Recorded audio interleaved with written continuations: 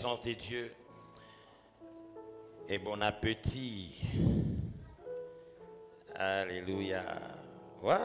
Salut quand même, salut. Salut quelqu'un. Alléluia.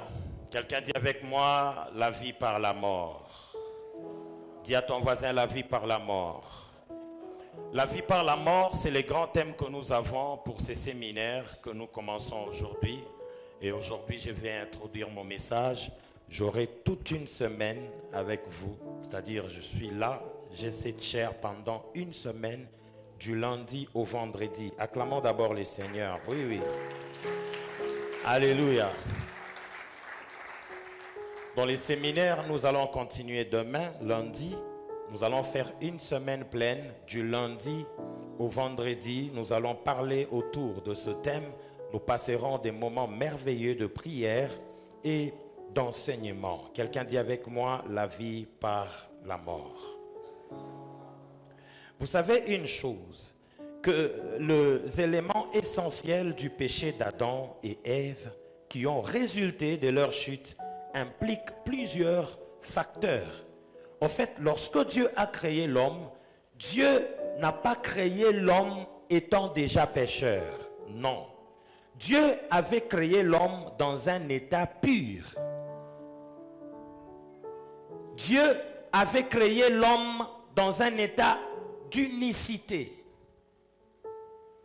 Il y avait une parfaite harmonie entre l'esprit humain et l'esprit divin. Ces deux n'étaient pas séparés.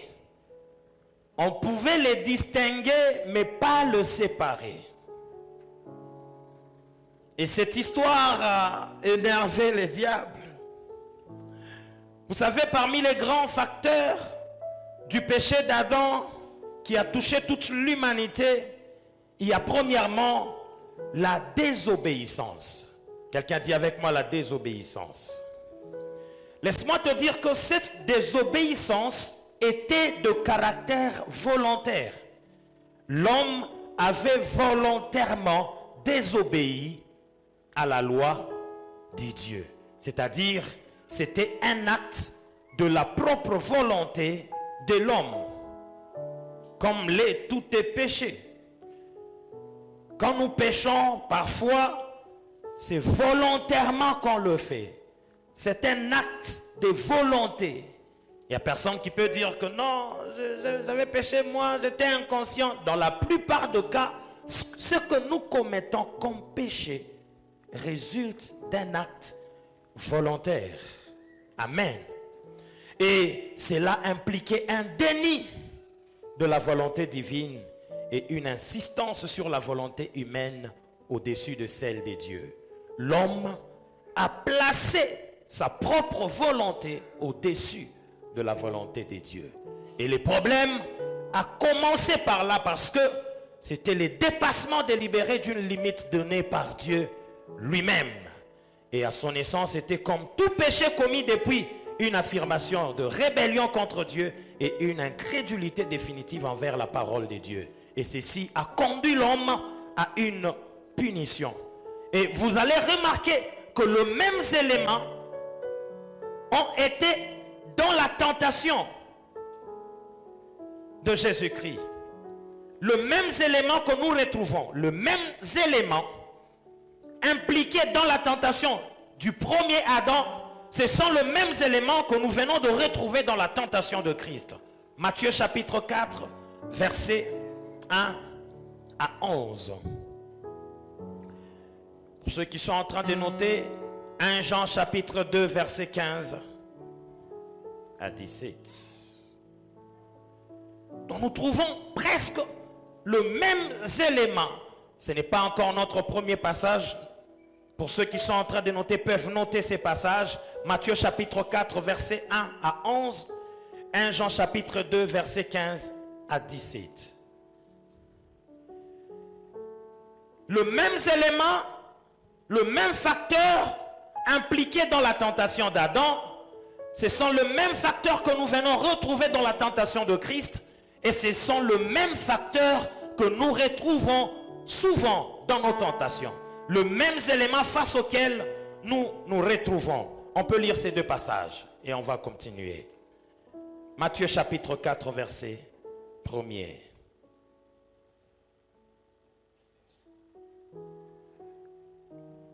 Matthieu, on se tient debout pour honorer la parole. Voilà, merci. Regardez. Alors Jésus fut amené par l'Esprit dans le désert pour être tenté par le diable. 2. Après avoir jeûné 40 jours et 40 nuits, il eut faim. Les tentateurs s'étant approchés lui dit, si tu es fils de Dieu, ordonne que ce pierre devienne de pain. On peut lire ça ensemble. Revenons sur 3. Lisons ensemble au nom de Jésus. Les tentateurs s'étant approchés lui dit, si tu es fils de Dieu, ordonne que ce pierre devienne des pains. On peut se rasseoir. Vous voyez les facteurs.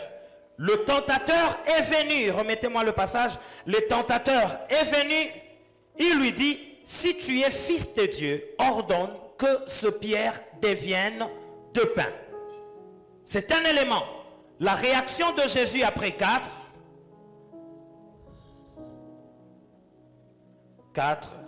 Jésus répondit, il est écrit, dites avec moi, il est écrit. L'homme ne vivra pas seulement de pain, mais de toute parole qui sort de la bouche de Dieu. Vous voyez ici, il y a une lutte. D'une part, le diable est en train de donner sa volonté, d'imposer sa volonté à Jésus, mais d'autre part, Jésus répond par la volonté de Dieu. C'est ce qui a été fait aussi dans le jardin. Quand le diable vient tenter Ève, il lui a imposé une volonté contraire à la volonté de Dieu.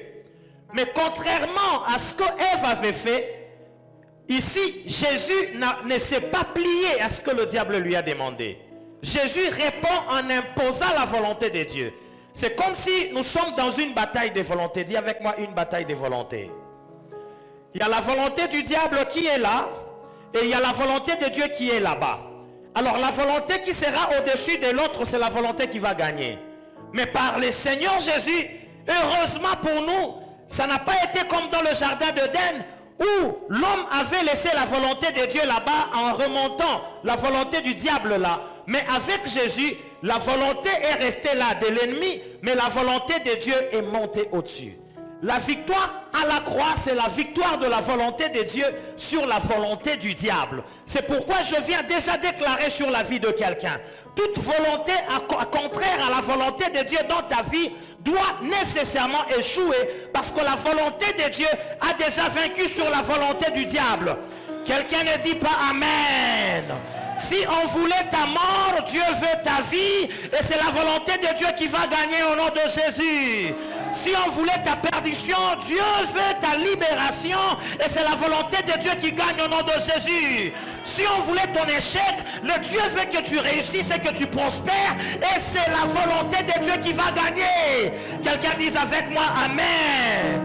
Que la volonté de Dieu gagne dans tout ce que tu fais au nom de Jésus-Christ. Il n'y aura aucune autre volonté qui aura la victoire sur ta vie au nom de Jésus-Christ. La croix, c'est la victoire de la volonté de Dieu sur celle du diable. Et une victoire éclatante et définitive. Que quelqu'un qui est avec moi acclame le Seigneur pour cette victoire. Acclame bien le Seigneur pour cette victoire. Alléluia. Vous allez comprendre une chose, que quand Dieu est en train d'interdire à Adam de manger de l'arbre de la connaissance du bien et du mal, il dit dans Genèse chapitre 2 verset 17, bien sûr, les jours où tu en mangeras, tu mourras certainement. Et comme Adam a laissé cette volonté du diable passer devant, Adam ne pouvait que vivre la conséquence du péché. Et la conséquence de ce péché, c'était quoi? C'était la mort. Amen. Et ici, parce que Adam a failli, la mort vient. Et cette mort ne frappe pas seulement Adam, mais cette mort frappe tous les descendants d'Adam. Tous les descendants d'Adam. Cette mort résultant de la désobéissance, nous pouvons la décrire de trois manières. Amen. Je disais que je suis en train d'introduire mon message sur la vie par la mort. Sur trois plans qu'on peut décrire la mort qui résulte de la désobéissance d'Adam. Première mort, c'est la mort physique. Quelqu'un dit avec moi la mort physique. C'est quoi la mort physique? La mort physique, c'est la séparation de l'âme du corps. Lorsque l'âme se sépare du corps, on parle de la mort physique. Lorsque vous perdez quelqu'un de votre famille, c'est-à-dire l'âme de la personne s'est séparée du corps. Et cela se fait sentir par la faiblesse et la maladie, suivies par la mort, ont résulté de ce péché. Parfois la faiblesse, la maladie, les diverses sortes de maladies, ce sont de faiblesses qui résultent de conséquences du péché d'Adam. Ésaïe chapitre 38, versets 17 à 18. Et vous allez voir que non seulement ces choses résultent du péché d'Adam, et il y a aussi une autre conséquence, c'est que Adam a été exclu, loin de l'arbre de vie. Loin de l'arbre de vie. Technique parle le même langage avec moi. On va nous balancer ce passage. Ésaïe chapitre 38, versets 17 à 18. Voici mes souffrances, même sont devenues mon salut. Tu as pris plaisir à retirer mon âme de la fosse du néant. Car tu as jeté derrière toi tous mes péchés. Romains chapitre 5, verset 12. Romains 5, 12. On peut aller jusqu'à 14. Je ne suis qu'à l'introduction, mais je suis sûr et certain qu'aujourd'hui je ne prendrai pas beaucoup de temps parce que j'ai une semaine pour finir mon message.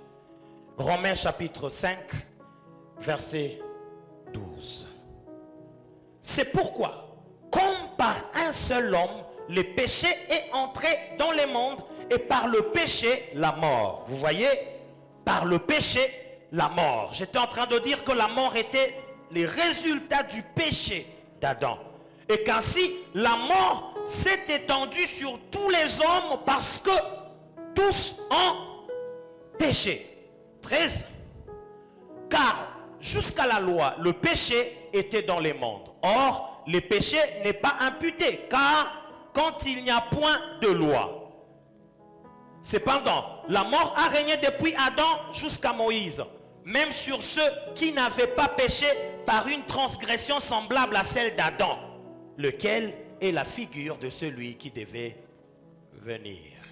Mais il n'en est pas du don gratuit comme de l'offense. Car si par l'offense d'un seul, il en est beaucoup qui sont morts, à plus forte raison, la grâce de Dieu et le don de la grâce venant d'un seul homme, Jésus-Christ, ont-ils été abondamment rendus sur beaucoup, répandus sur beaucoup. Yes, 16. Merci. Et il n'en est pas du don comme de ce qui est arrivé par un seul qui a péché, car c'est après une seule offense que le jugement est devenu condamnation. Tandis que le don gratuit devient justification après plusieurs offenses. 17 pour finir.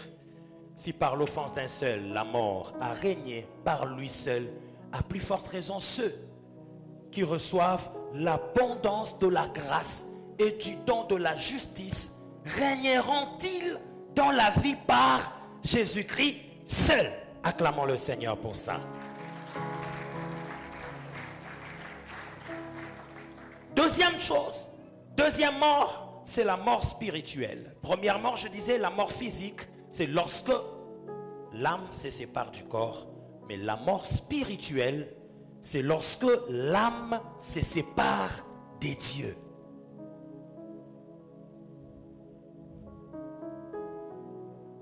Lorsque l'âme se sépare des dieux. Et je vais parler, on va nous balancer Luc chapitre 15 verset 32. Vous allez comprendre, parfois un jour je discutais avec quelqu'un, il était en train de me poser la question. comment puis-je reconnaître que mon âme est séparée de Dieu? Je lui ai dit, il y a Luc qui nous donne la réponse.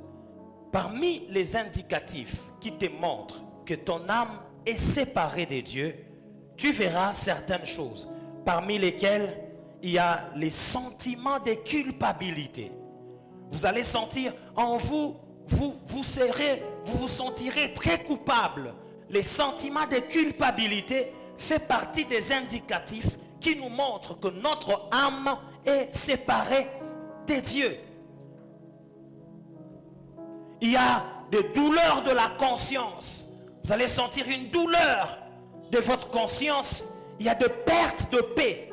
Vous manquerez de paix. Vous aurez des chagrins dans votre cœur. Et ces signes prouvent que votre âme, petit à petit, est en train de se séparer de Dieu. Et c'est ça, c'est que le diable est en train d'opérer dans la vie de plusieurs chrétiens. Quand vous voyez ces choses commencer à en être en vous, faites très attention. Ce sont des choses qui annoncent qu'attention, votre âme est en train de se séparer petit à petit de Dieu.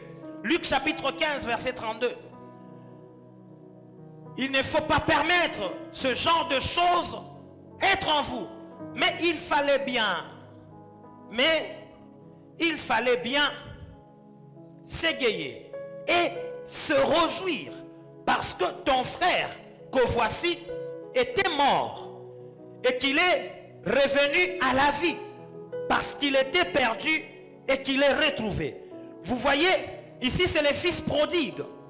Après qu'il soit parti, qu'il a demandé sa part, là où il est parti, il commençait à vivre une vie misérable. Et après avoir vécu cette vie misérable, il a commencé à manquer de paix. Il avait des remords. Il sentait la douleur de la conscience. Il se sentait coupable. Alors ces sentiments étaient des indicatifs qu'il était séparé de son père. Mais en réalité, il n'est pas mort physiquement. Mais seulement la mort de ses fils prodigues, c'est une mort spirituelle. Donc ces sentiments étaient en train de prouver que son fils était séparé de l'esprit du père. Jusqu'à ce qu'il s'est résolu en lui-même de revenir auprès du père. Je prie que tout celui qui se sentait comme ça soit guéri de ces sentiments. Que Dieu te guérisse des sentiments de culpabilité au nom de Jésus-Christ. Que Dieu te guérisse du manque de paix du cœur au nom de Jésus-Christ. Tu n'arrives même pas à manger. Parfois, tu manques de paix. Qu'est-ce qui ne va pas? Que Dieu te guérisse dans le nom de Jésus. Ces sentiments sont destructeurs de ton âme. Ça va te séparer de l'Esprit de Dieu. Et ça risque d'occasionner la mort spirituelle. Et vous allez voir que quelqu'un qui a ce genre de sentiments n'a plus le temps de prier. Alléluia. Oui, rendez-vous compte. Si ce genre de sentiments t'envahissent, tu n'as même plus le temps de te concentrer en prière. Donc la communication avec ton Dieu devient coupée. Troisième mort, c'est la mort éternelle. Et laissez-moi vous préciser une chose. Que la mort spirituelle, c'est la mort dont nous sommes délivrés totalement et immédiatement. Lorsque nous recevons Jésus-Christ comme Seigneur et Sauveur. Et Dieu nous délivre de cette mort immédiatement. Si vous lisez dans Jean chapitre 11 verset 26 et même Apocalypse chapitre 20 verset 6. Troisième mort, c'est la mort éternelle. La mort éternelle, c'est la conclusion inévitable de la mort spirituelle. Pour celui qui ne s'est pas repenti, pour celui qui n'a pas reçu Jésus-Christ comme Seigneur et Sauveur, pour celui qui n'est pas revenu à Jésus, il va subir la mort éternelle. C'est une ruine éternelle, loin de la face du Seigneur et de la gloire de Dieu. Cela implique le jugement sur le corps et l'âme du non-croyant et du malfaiteur. Matthieu chapitre 10 verset 28, Apocalypse 14, 11. Veux-tu mourir éternellement? Refuse de recevoir Jésus-Christ comme Seigneur et Sauveur. Mais si tu veux échapper à cette mort éternelle, tu dois recevoir Jésus-Christ comme Seigneur et Sauveur. Tu dois revenir à Jésus. Beaucoup de gens ont abandonné la foi. Ils sont partis loin. Ils sont morts éternellement. Frère, il y a la mort éternelle qui t'attend. Si tu ne te répands pas et tu ne reviens pas à Jésus, tu vas te perdre à perpétuité. Alors accepteras-tu de perdre ta vie éternellement? Je fais un appel ce matin. Reviens à Jésus. Reviens à Jésus afin d'éviter cette mort éternelle. Celui qui est revenu à Jésus, la puissance et les pouvoirs de la mort éternelle n'aura plus de l'emprise sur lui. Parce que cette mort sera vaincue aussi éternellement. La solution de vaincre, pour vaincre la mort éternelle, c'est recevoir la vie éternelle. Et la vie éternelle, c'est Jésus qui nous la donne. Celui qui n'a pas reçu la vie éternelle, il sera mort éternellement. Je te refuse de mourir éternellement au nom de Jésus. Je te connecte à la vie éternelle au nom puissant de Jésus. Reçois Jésus afin d'obtenir la vie éternelle. Reviens à Jésus afin d'hériter la vie éternelle. C'est la seule solution pour éviter la mort éternelle. Vous voyez, toutes ces morts ici sont des choses occasionnées par le péché. Mais je veux dire à quelqu'un, lorsque vous regardez la vie de Jésus en soi, c'est une prophétie de la vie de l'homme. Lorsque vous regardez Jésus en soi, c'est la prophétie de ce que sera l'homme, sauvé par lui. Le salut dont on parle, Jésus en lui incarne le salut. Avant qu'il ne parle, même si vous comprenez la personne de Jésus, vous comprenez c'est quoi le salut. Jésus est venu synthétiser ce qu'a été la vie de l'homme sur terre, est venu parler aussi de ce que sera la vie de l'homme après la vie sur la terre. Pourquoi? Parce que Jésus, c'est l'unicité de deux esprits, l'esprit divin et l'esprit humain. Je dis que Jésus, c'est l'unicité des deux. Et on ne pouvait pas les séparer. C'est pourquoi il disait qu'il était dans le Père. Cela ne veut pas dire que lui et le Père étaient distincts. Non. Ils n'étaient pas séparés. Mais par contre, il était en train de nous lancer un message. Que si vous me comprenez, voilà l'intention avec laquelle Dieu vous avait créé. Dieu avait créé l'homme pour qu'il soit 100% homme et 100% Dieu. Dites Amen. Parce que celui qui reçoit l'Esprit de Dieu, il devient Dieu. L'Esprit de Dieu que nous recevons n'est pas différent de Dieu. L'Esprit de Dieu, c'est Dieu lui-même qui vient siéger dans l'homme. Mais bien qu'on est dans un corps humain, au moins on devait avoir aussi l'Esprit de Dieu. Maintenant, la lutte du diable, c'est séparer l'homme de Dieu pour que l'homme sente sa faiblesse. Parce que sans Dieu, nous devenons faibles. C'est pourquoi à chaque fois que nous tombons, c'est lorsque nous décidons de nous séparer de cet esprit de Dieu. Celui qui a l'esprit de Dieu, il ne tombe pas dans le piège de l'ennemi. Qui dit Amen? Qui dit Amen à ces choses? Qui dit Amen à ces choses? Dis avec moi que tu as été créé à l'image de Dieu. Il n'y a pas de vie sans l'esprit de Dieu. C'est possible d'être ramené à la vie si et seulement si l'Esprit de Dieu qui avait ressuscité Christ d'entre les morts vient habiter en nous. Pas de vie en dehors de l'Esprit de Dieu. Alors quand Jésus vient, Jésus se décide de se livrer, c'est Dieu lui-même qui se livre lui-même. Quand on parle de la mort de Jésus, et j'aimerais à ce qu'on puisse parler de cela. Avant de parler de cela, j'aimerais donner quelques indices. Je ne suis qu'à l'introduction aujourd'hui. Merci Seigneur Jésus. Yes.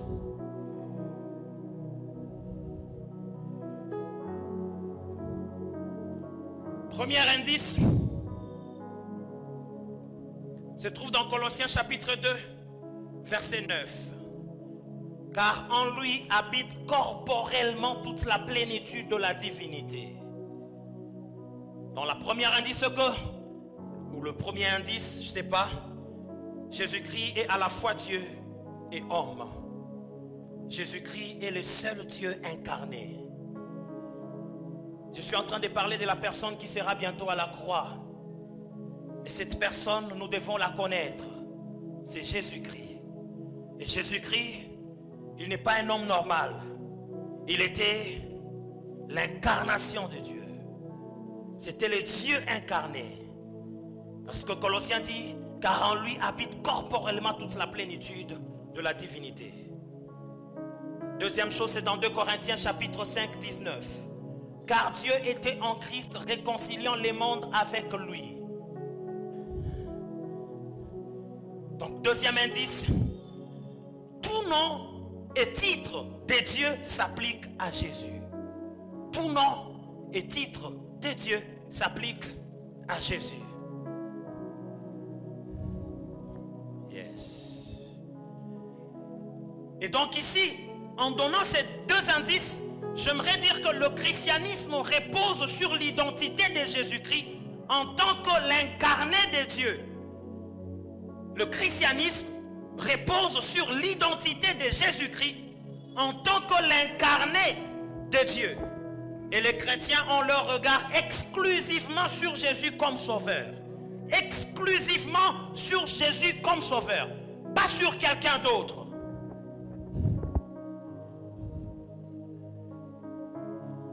Peut-être quand nous parlons de Jésus sauveur, on ne comprend pas les implications. Les implications qu'il faut comprendre, c'est que c'est seulement si Jésus est vraiment Dieu qu'il a le pouvoir de nous sauver du péché. Si Jésus n'est pas Dieu, il ne peut pas nous sauver du péché. Mais c'est seulement s'il a le pouvoir, s'il est Dieu, qu'il a réellement le pouvoir de nous sauver du péché. Quand on parle de Jésus sauveur, on ne parle pas d'un homme libérateur comme ce fut le cas avec Moïse. Nous parlons d'un Dieu qui a le pouvoir de nous libérer du péché. Et donc quand je dis Jésus sauveur, je fais allusion à un Dieu capable de nous délivrer du mal. C'est pourquoi si tu étais en train de commettre le mal, parce que c'est Jésus Dieu qui est venu te libérer, personne ne peut te retenir. Il n'y a personne qui peut te retenir. Dis avec moi Amen. Cette semaine, j'ai l'intention de beaucoup enseigner, vous allez m'excuser. Et j'ai toujours dit que l'enseignement, en fait, n'ennuie pas celui qui a reçu convenablement Christ. Alléluia. Dis avec moi, si Jésus n'est pas Dieu, il ne peut pas nous sauver. Et par conséquent, c'est parce qu'il est Dieu qu'il a le pouvoir de nous sauver du péché. Est-ce que quelqu'un comprend ça? C'est pourquoi ton grand-père ne peut pas te sauver. Parce qu'il n'est pas Dieu. Ta grand-mère ne pouvait pas te sauver. Parce qu'il n'était pas Dieu. Même les sangs des animaux ne pouvaient pas nous sauver. Parce que les animaux ne sont pas des dieux. Il fallait que le sang d'un Dieu soit versé afin de nous sauver du mal. Et Jésus-Christ, c'est Dieu lui-même qui s'est livré. Il a satisfait à ses propres exigences pour nous sauver du péché. Reçois ton salut dans le nom de Jésus-Christ. Célèbre ton salut dans le nom de Jésus-Christ. Quelqu'un dit avec moi de la vie par la mort. La mort dont on est en train de parler, ce n'est pas la mort d'un homme ordinaire, frère. C'est de la mort de la personne, de l'incarnation du Dieu vivant dans l'homme. Jésus-Christ lui-même, qui est descendu nous sauver. Qui peut nous retenir si c'est Dieu qui descend? Même ta situation, qui peut te retenir si c'est Dieu lui-même qui vient? Qui peut? Il n'y a personne qui peut te retenir. Il n'y a aucune malédiction qui peut résister. Parce que devant cette malédiction, il y a Dieu lui-même qui vient s'imposer. Ce n'est pas n'importe qui. Laisse-moi te dire que ce n'est pas le sang d'Abel. Ce n'est pas le sang des taureaux. Ce n'est pas le sang des animaux. C'est le sang de l'agneau de Dieu. Le sang de Jésus. Rien ne peut résister à ce sang. Je proclame ce matin, à dater de cette semaine, la malédiction de ta famille ne peut pas résister devant Dieu. La sorcellerie de ta famille ne peut pas résister devant Dieu. Dis avec moi, c'est parce que Jésus est Dieu qu'il a le pouvoir de me sauver. Ce n'est pas un homme normal, mon frère. C'est Jésus-Christ Dieu dont on est en train de te parler. Dis-moi qui t'a sauvé, je te dirai qui est ton Dieu. Nous, celui qui nous a sauvés, c'est Jésus. Et c'est lui qui nous avait créés. C'est lui qui était au commencement. C'est lui qui est venu nous sauver. C'est lui qui viendra nous chercher. C'est Jésus-Christ Dieu. Dis avec moi, Jésus-Christ est Dieu, mon frère. N'ayez pas peur de le déclarer même dans vos quartiers. Jésus-Christ n'est pas un homme normal. Attention. Jésus-Christ est Dieu. C'est ça qui nous donne le courage même de travailler des cas compliqués de délivrance. Lorsqu'on nous amène des cas de délivrance, L'assurance que nous avons, c'est parce que nous avons Jésus avec nous. Et avoir Jésus, nous avons Dieu avec nous. Yes. Alléluia. Oh mon Dieu. Ésaïe chapitre 43, verset 25. Mon Dieu. Cette semaine, il y a beaucoup de vies qui vont revivre. Ouais. Il y a beaucoup de vies qui vont revivre. Des vies qu'on était en train de tuer, ça retrouvera la vie. Il y a beaucoup de choses qui étaient mortes qui vont revivre. Par la grâce du Seigneur. Je t'invite à ne pas t'absenter. Regarde ce qu'Ésaïe dit. C'est moi. Moi qui efface tes transgressions pour l'amour de qui? De moi. Et je ne me souviendrai plus de tes péchés. Je ne me souviendrai plus de tes péchés. Dans le seul cas où Dieu n'a plus de mémoire, c'est lorsqu'il commence à te pardonner les péchés. Les péchés que Dieu te pardonne, il les oublie. Il ne se rappelle plus de tes péchés. Maintenant, pourquoi tu vis comme si tu as des péchés qui te guettent alors que tu avais demandé pardon et tu avais reçu le pardon de Dieu? Je viens dire à quelqu'un, tout ce que tu as demandé comme pardon, tu es pardonné et tu as déjà oublié. Il dit, c'est moi qui efface tes transgressions. Écoutez, ce qu'on efface n'existe plus. Quelqu'un n'a pas dit amen. Ton amen est dehors, frère. Ce qu'on efface n'existe plus. Pour que ça existe, il faut qu'on réécrive d'autres. L'écriture est déjà effacée. Vis comme quelqu'un qui est libre. C'est Dieu qui le fait, ce n'est pas un homme.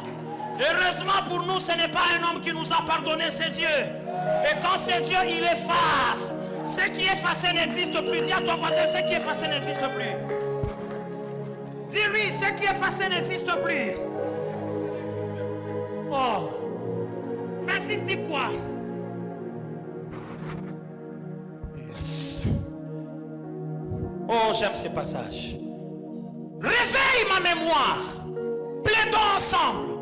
Parle toi-même pour te justifier. Regarde, la mémoire de Dieu, c'est la mémoire du pardon. Parce que Dieu lui-même sait qu'aucun homme ne peut te pardonner comme il le fait. Quand Dieu se rend compte que tu commences à le considérer comme un homme et qu'il te demande de réveiller sa mémoire, il te rappelle que je ne te pardonne pas comme un homme. Je ne t'accorde pas ma paix comme les hommes t'accordent la paix. La mémoire de l'homme va te condamner. Ne réveille jamais la mémoire d'un homme. Parce que si tu réveilles la mémoire d'un homme, il va reculer même en 2020. C'est là que tu te rendras compte qu'il y a beaucoup de choses que tu as déjà faites toi-même, tu avais même oublié. Mais l'homme ne peut pas oublier. Mais dans la mémoire de Dieu, en ce qui concerne le pardon, quand tu vas réveiller la mémoire, tu seras surpris que tes péchés d'hier étaient déjà effacés.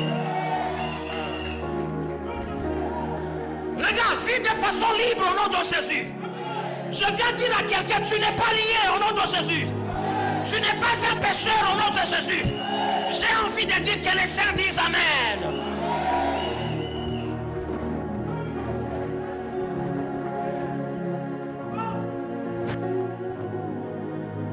Tu te culpabilises parce que toi tu réveilles la mémoire des hommes.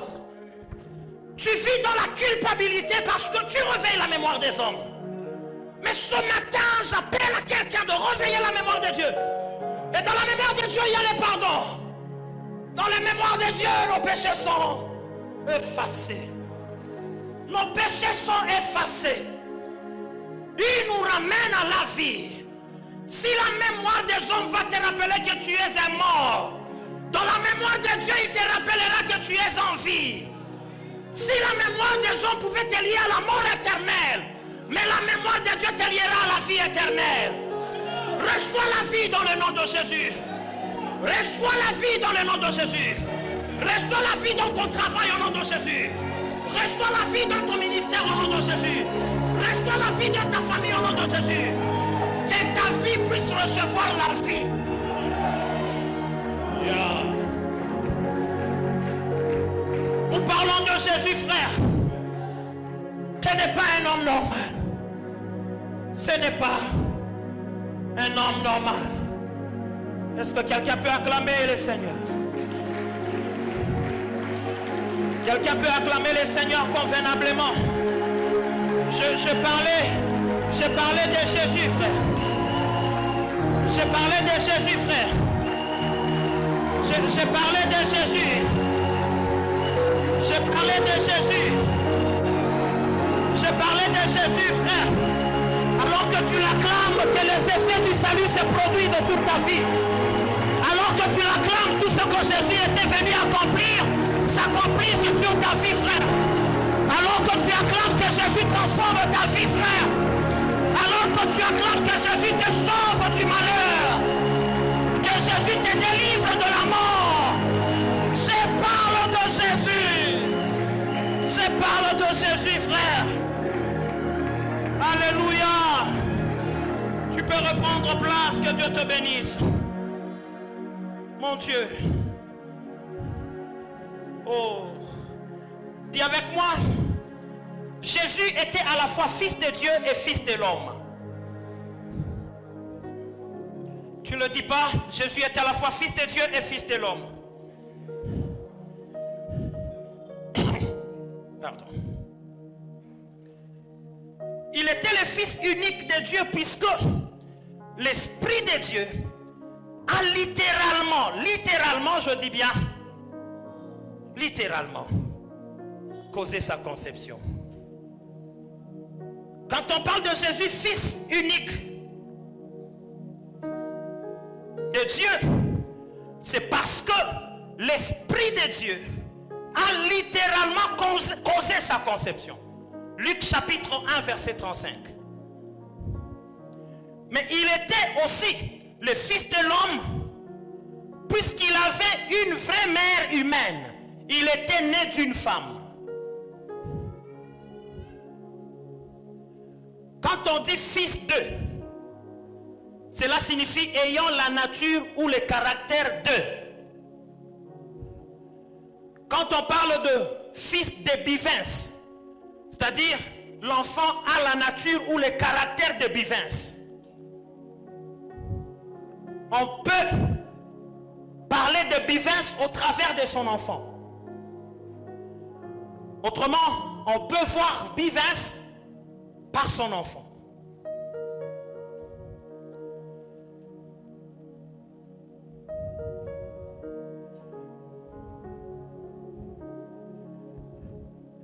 Vous savez, il y a des phrases bibliques où on parle de Jésus comme fils du tonnerre.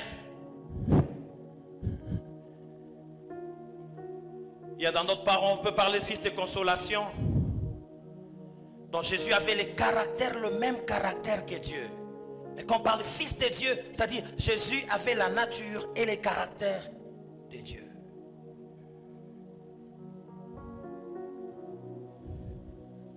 Jésus avait aussi le caractère et la nature de l'humanité parfaite. Mais quand on parle du Fils de Dieu, je vais vous amener quelque part. Quand on parle du Fils de Dieu, on attire l'attention sur la déité de Jésus.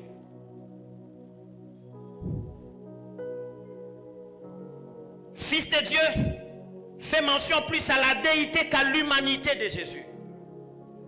On met l'accent sur la déité de Jésus. Et d'autres parlent de la divinité de Jésus. J'aime employer le terme déité.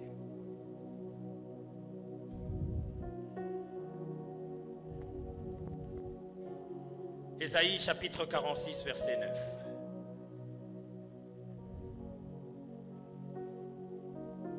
Et Jean chapitre 5 verset 18.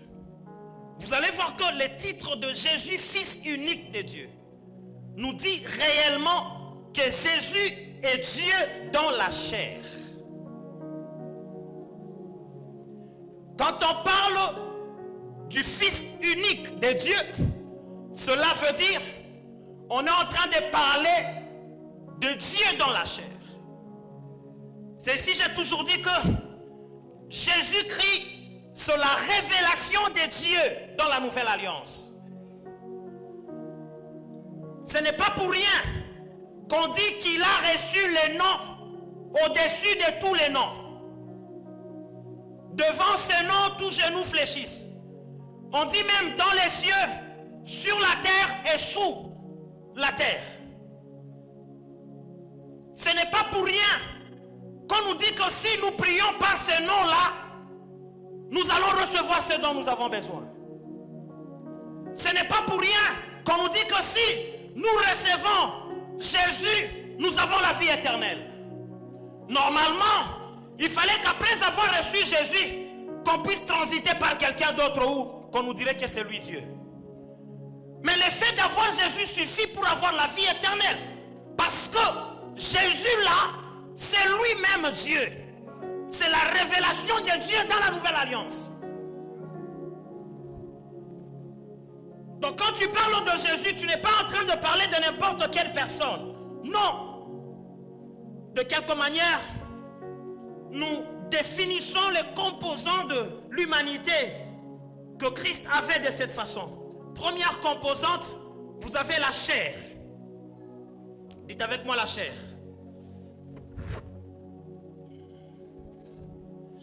Jean chapitre 1 verset 14. Dans Jean, vous voyez que la Bible est en train de nous dire que la parole a été faite chair. Et la parole a été faite chair et elle a habité parmi nous pleine de grâce et de vérité. Et nous avons contemplé sa gloire, une gloire comme la gloire du Fils unique venu du Père. La première composante, la chair. C'est-à-dire, l'esprit de Christ n'a pas changé en humanité, non. Mais l'esprit était manifesté dans la chair. Il n'y a pas eu une conversion de l'esprit en chair, non. Je veux me faire comprendre. L'esprit ne s'est pas converti en chair, non. L'esprit s'est manifesté dans la chair. Je vous ai dit que Jésus, c'est la synthèse de tout ce qu'est la vie d'un homme sur terre et ce que sera sa vie après avoir été vécu sur terre. Si nous recevons Jésus, l'Esprit de Dieu qui entre en nous n'occulte pas la chair, mais l'Esprit de Dieu va se manifester dans notre chair.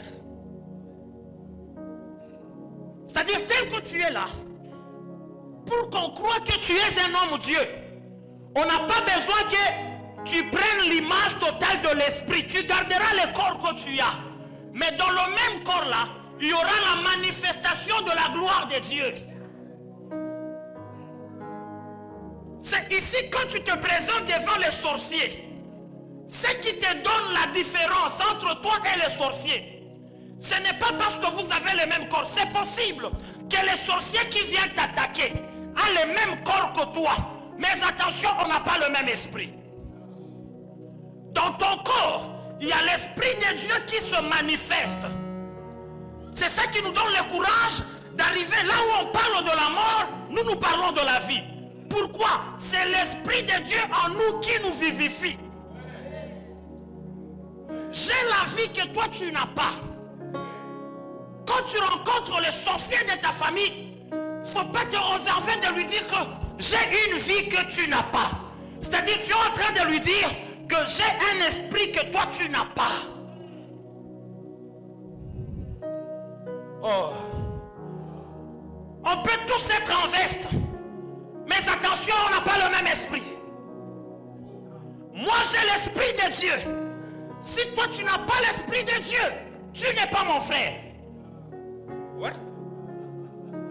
La Bible dit, celui qui sauve et ceux qui sont sauvés sont tous issus d'un seul. C'est pourquoi il n'a point honte de les appeler frères. Qu'est-ce qui nous rend, Jésus et moi, frères? C'est l'Esprit de Dieu. Jésus vient, il porte ma chair, mais attention, la chair que porte Jésus contient la parole. Cette parole conçoit Dieu au-dedans de l'homme.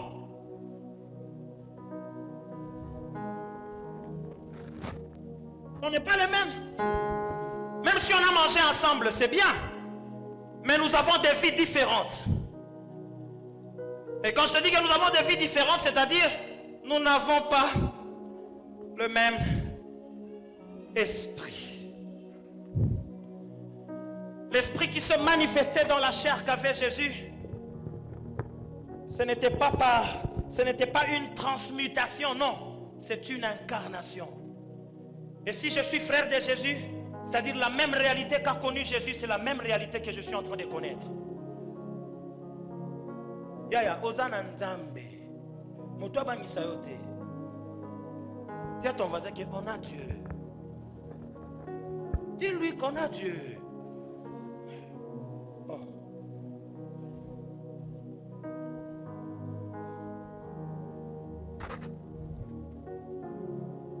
Deuxième substance, esprit. Ou nous en parlons âme. Âme.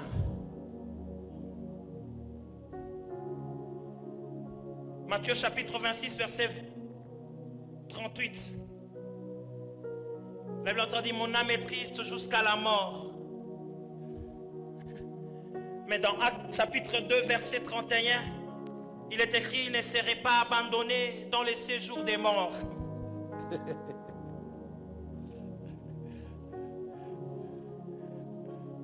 Et troisième substance,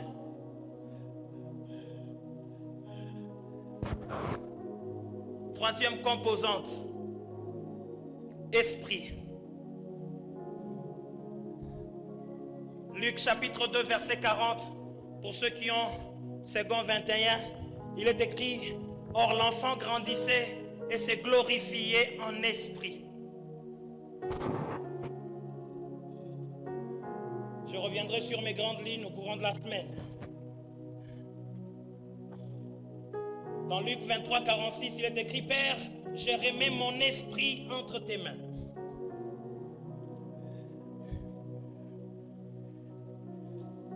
Quatrième composante, la pensée.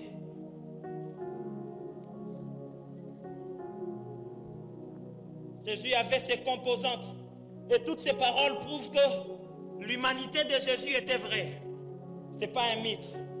Jésus était aussi homme. C'est pourquoi vous lisez toutes ces paroles ici. C'est lui qui est en train de parler. Amen. Philippiens chapitre 2 verset 5. La Bible dit, ayez en vous les sentiments qui étaient en Jésus-Christ. Ça montre que Jésus avait aussi des sentiments. Or, quand on parle de sentiments, le rallie directement à la pensée. C'était quatrième composante.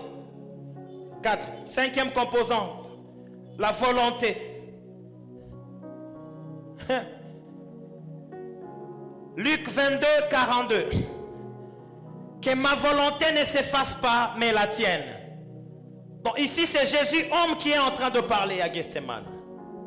Pendant qu'il priait, il n'a pas voulu que la volonté humaine s'accomplisse, mais plutôt celle de Dieu. Donc ceci nous montre que Jésus avait réellement une nature humaine. Donc Jésus était un humain parfait. Alléluia. Alléluia. Tout ceci, Jésus a porté les réalités de l'humanité afin de nous expliquer ce que sera le salut. Pour qu'on puisse comprendre tous les mouvements qu'il allait accomplir. Il vous montre qu'il a participé aux réalités humaines.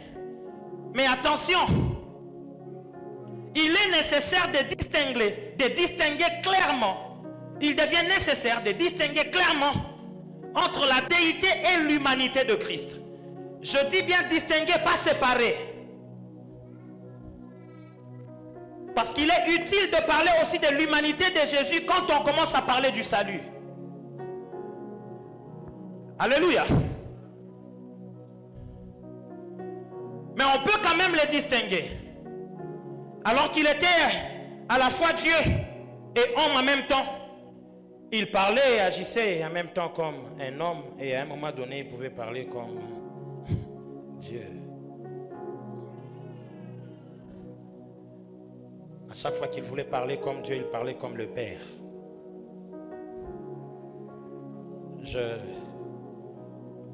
Je vous laisse sur la soif.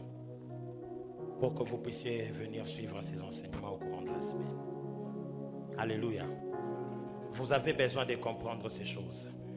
Je vais finir par une chose et je vais prier pour vous. Alléluia.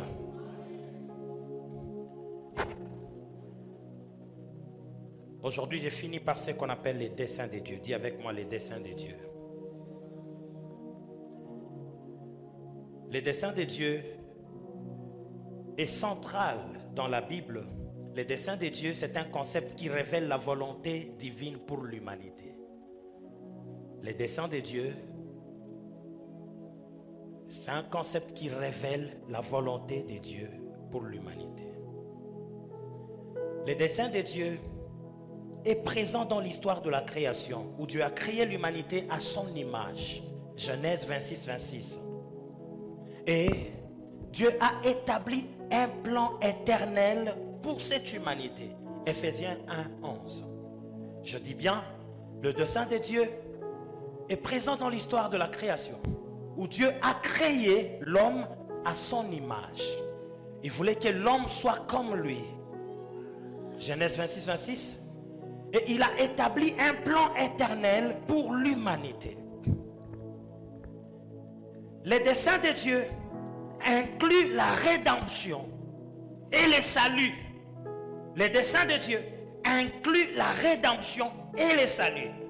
La rédemption et le salut sont inclus dans les plans de Dieu, dans le dessein de Dieu. C'est-à-dire quoi? Dieu a choisi de donner une gloire digne à son Fils. 1 Corinthiens chapitre 1 verset 4. Et il a prédestiné par conséquent tous les croyants à devenir de cette race-là.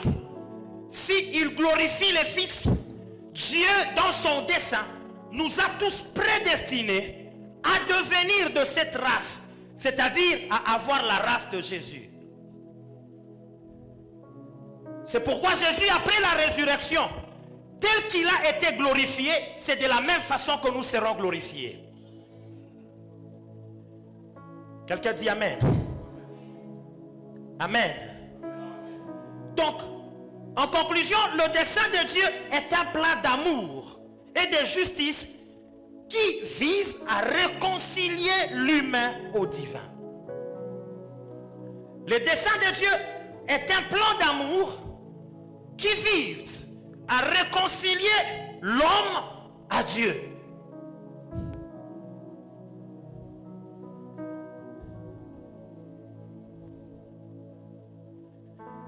Et si Dieu, par son dessein, nous réconcilie à lui, c'est pour faire quoi? C'est pour créer une nouvelle vie. Pour créer une nouvelle création spirituelle. Permettez la tautologie. Alors pour ce fait,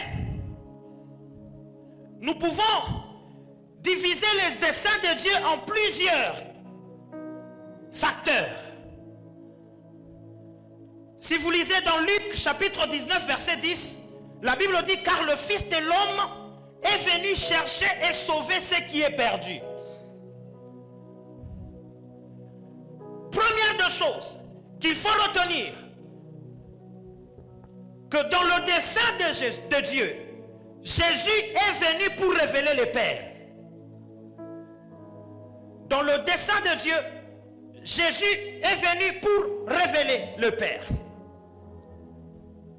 En tant qu'homme, Jésus servait comme un apôtre. Quelqu'un envoyé par Dieu avec une mission. Je le répète, en tant qu'homme, Jésus servait comme un apôtre. Comme quelqu'un que Dieu a envoyé avec une mission. Hébreux chapitre 3 verset 1er. Et il servait aussi comme prophète. Quelqu'un qui déclare un message de Dieu. Dans l'école de ministère, j'ai parlé du kérigma. J'avais parlé du kérigma et de la didaché. Jésus servait aussi comme un prophète. Actes des apôtres, chapitre 3, verset 20 à 23. Et Hébreux, chapitre 1er, verset 1 à 2. deuxième mission, dans le dessein de Dieu, Jésus est venu pour effacer les péchés et détruire les œuvres du diable. Jésus n'efface pas seulement le péché, mais il vient aussi détruire les œuvres du diable. Hébreux chapitre 9, verset 26. 1 Jean chapitre 3, verset 5. 1 Jean, on va lire. 1 Jean 3, 5. Et on va sauter, aller à 8.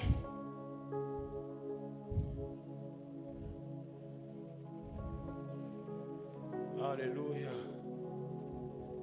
Je suis à la fin, je vais te bénir.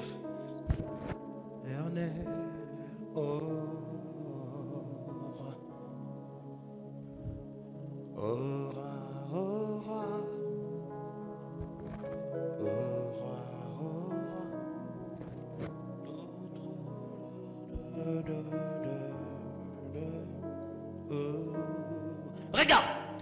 Or, vous le savez, Jésus a paru pour ôter le péché. Et il n'y a point en lui de péché. 8. Allons sur 8. Celui qui pêche est du diable, car le diable pêche dès le commencement. Le Fils de Dieu a paru afin de faire quoi? De détruire les œuvres du diable. Donc non seulement il vient ôter, effacer le péché, mais il vient également détruire les œuvres du diable. Maintenant, pour accomplir cette œuvre-là, pour cette mission-là, pour accomplir cette mission, Jésus doit nécessairement être un souverain sacrificateur. Parce que il est impossible d'effacer les péchés et de détruire les œuvres de l'ennemi si on n'est pas un souverain sacrificateur.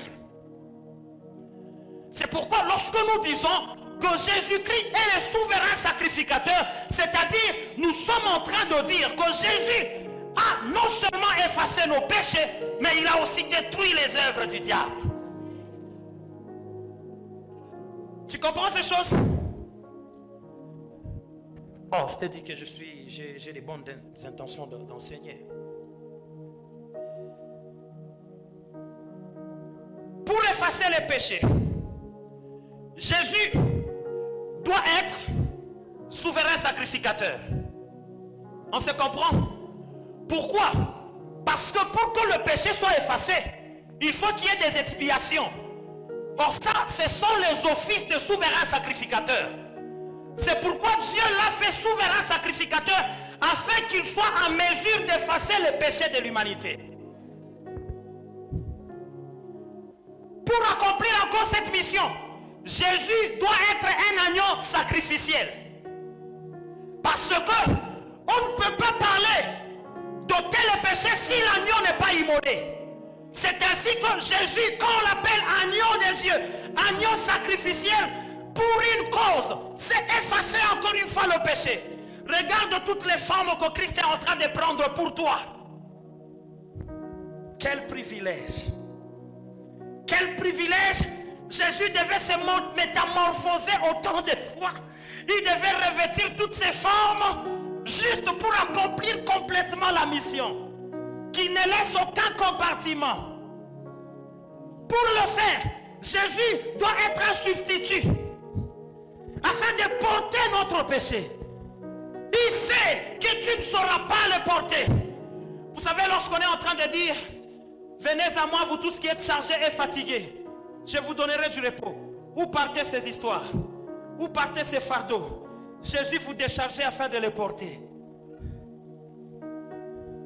Donc laisse-moi te dire que Jésus a porté ton péché. Il a porté mon péché. Il les a portés. Jésus est devenu un substitut. Quelqu'un qu'on peut tuer à ma place. C'est-à-dire la place qui m'était réservée. Christ s'est proposé. Je viens dire à quelqu'un, la croix s'était réservée à toi et moi. La croix nous était réservée. Mais Jésus s'est présenté à notre place. Quelle grâce! Maintenant dis-moi, j'ai quelle raison de rester dans la culpabilité alors qu'un seul a pris tous mes défauts sur lui? C'est ce qu'Ésaïe 53 est en train de dire. Qui a cru à ce qui nous a été annoncé? Qui a reconnu la main de l'Éternel? Il s'est élevé devant lui comme une faible plante qui sort d'une terre desséchée. Homme de douleur, habitué à la souffrance, c'est plutôt de nos péchés qui s'est chargé. Jésus a tout fait. C'est pourquoi quand tu veux faire certaines choses pour le respect de cet homme, tu ne le fais pas. Pour le respect de ce qu'il a accompli, tu ne le fais pas. Et quand on te posera la question, tu diras, je regardais à la croix, je me suis rappelé de tout ce que Christ a fait. Je laissais tomber, dit. Que quelqu'un dise Amen. Jésus, pour accomplir cette mission, il devait être un parent rédempteur. Dis avec moi, un parent rédempteur. Jésus, pour accomplir cette mission, il devait être réconciliateur. Dis avec moi, réconciliateur. Jésus, pour accomplir cette mission, il devait être avocat. Dis avec moi, avocat. Il y a quelqu'un qui te défend. Même quand tu ne sais pas parler, Jésus va parler pour toi. Il y a quelqu'un qui te défend. Il y a quelqu'un qui dit que moi je ne sais pas prier. Je sais, tu ne sais pas prier, mais tu as un avocat auprès du Père. Il le fera pour toi. C'est pourquoi dans certains cas, laisse les gens dire ce qu'ils peuvent dire. Laisse les gens critiquer comme qu'ils peuvent critiquer. Mais un jour, l'avocat auprès du Père va balancer la vérité. La vérité finira par éclater. La vérité finira par triompher. Tu seras justifié. Arrête de pleurer parce que tu as un parfait avocat au côté du Père. Jésus, pour accomplir cette mission, il doit être un intermédiaire. Au jour d'aujourd'hui, nous n'avons que Jésus comme intermédiaire. Entre nous et Dieu, seul Jésus. Seul Jésus, pas un homme. C'est ici on ne prie pas Marie. C'est ici on ne prie pas Bouddha. On ne prie pas les saints. On ne va pas intercéder au nom de Saint-Elle. Non, on prie au nom de Jésus, ça nous suffit. Parce que c'est l'unique médiateur que nous avons. C'est l'unique médiateur que nous avons. Dis avec moi, pour accomplir cette mission, Jésus doit aussi être intercesseur. Il intercède pour nous. Regarde un jour Pierre, le diable était en train de le chercher. Le diable cherchait Pierre. Il voulait le cribler comme du froment. Mais Jésus, l'intercesseur par excellence, il a dit, Pierre, viens. Le diable était en train de rôder, il te cherchait pour te cribler comme du froment. Mais j'ai fait quoi? J'ai prié pour toi. C'est pourquoi tu vas remarquer qu'il y a des problèmes pour lesquels tu n'as pas prié, mais tu sens sain et sauf. Qu'est-ce qui se passe? Il y a un intercesseur par excellence, Jésus. Il y a un... Ok, je viens dire à quelqu'un, même si tu ne sais pas prier, il y a quelqu'un qui peut intercéder en ta faveur. Le problème, c'est que nous pensons que c'est la qualité de nos paroles qui impressionne Dieu pour qu'il nous exauce. Non, c'est parce que nos prières transitent par l'intercesseur par excellence et l'intercesseur peut les corriger. Même si prière est un pendant, parce que ça rencontre Jésus, Jésus corrige la prière et ça devient droite et l'exaucement vient. Je parle à quelqu'un qui ne sait pas prier, tu as l'intercesseur par excellence. Tu as l'intercesseur par excellence. C'est Jésus. Jésus. Quelqu'un en train de somnoler, en train de ronfler, les sorciers viennent, tu n'as pas la force de prier. J'ai déjà vu des gens qui disent que non, pendant que je dormais, je faisais un cauchemar. J'ai vu une dame, et pendant que je voulais crier, je ne savais pas crier. Mais tu n'es pas mort, tu t'es réveillé. Qu'est-ce qui s'est passé? Pourquoi la dame ne t'a pas tué? L'intercesseur par excellence était là. Il était là, frère. L'intercesseur par excellence était là. Je vois quelqu'un qui s'est retrouvé dans une embuscade. Tu ne savais même pas comment te défendre. Mais comment se fait-il qu'on t'a pas emprisonné? Comment?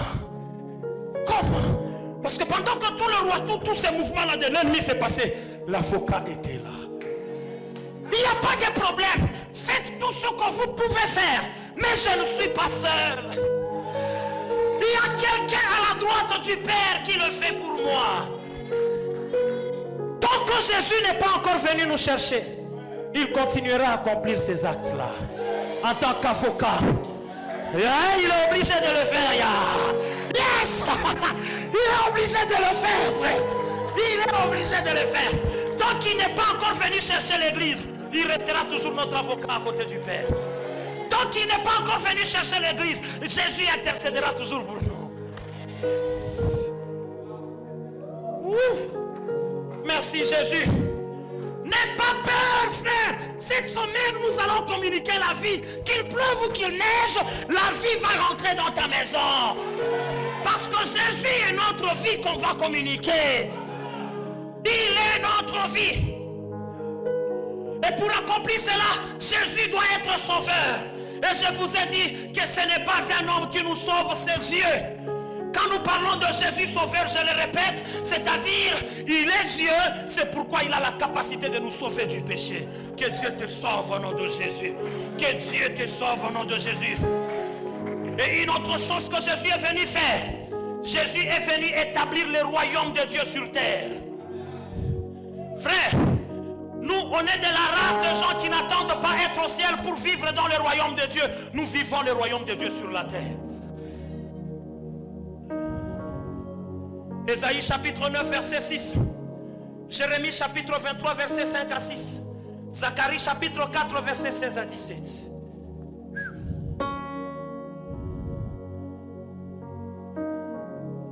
Nous avons les mêmes difficultés, mais attention, nous ne sommes pas dans le même royaume spirituellement.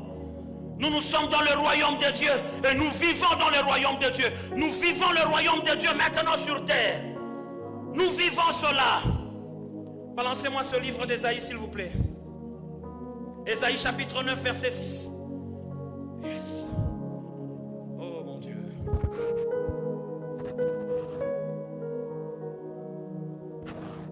Nikumbusha kamwimbo zamani tunaanza kaimba. Na na na. Na na na. Na na na. Na na na. Oh.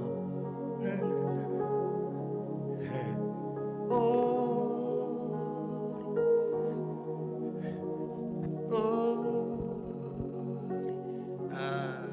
Extraordinaire. Établir les royaumes de Dieu sur terre. Physiquement, autant que spirituellement. Balancez-moi ça. Ésaïe 9, 6. Car un enfant nous est né, un fils nous est donné, et la domination reposera sur son épaule.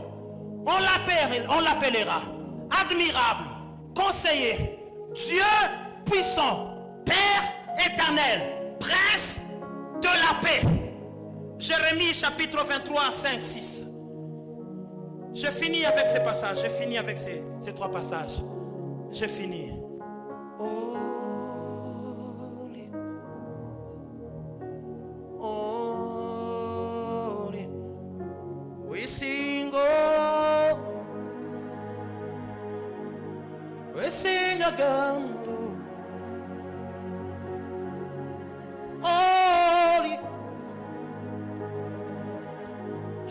Jérémie. Holy, oh.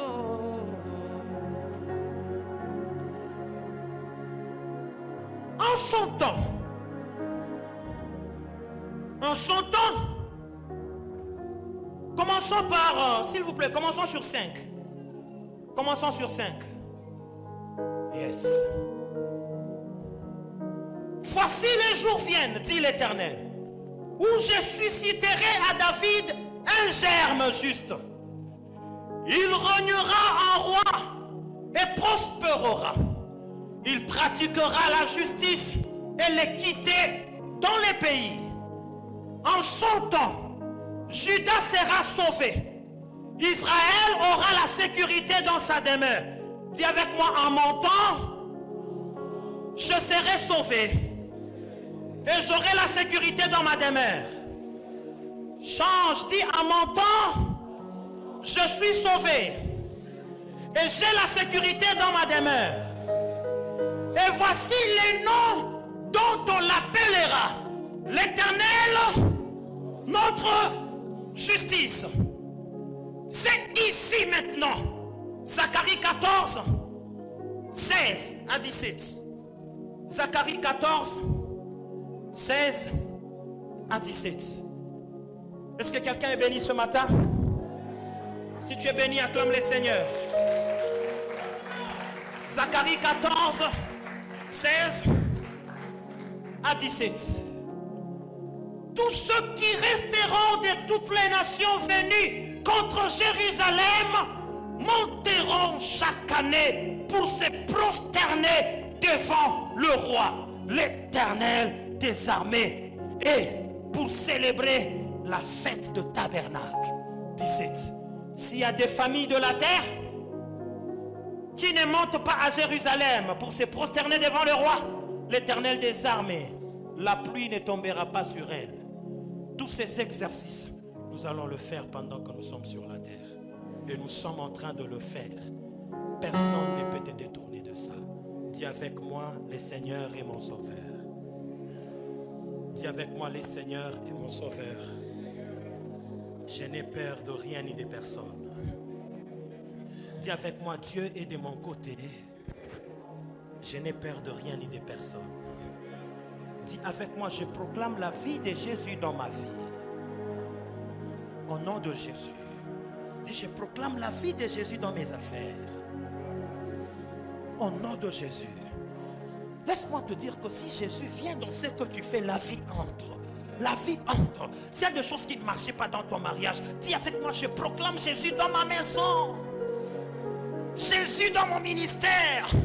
Jésus dans mes talents. Jésus dans mon travail. Claque le main, commence à proclamer Jésus. Claque le main, proclame Jésus.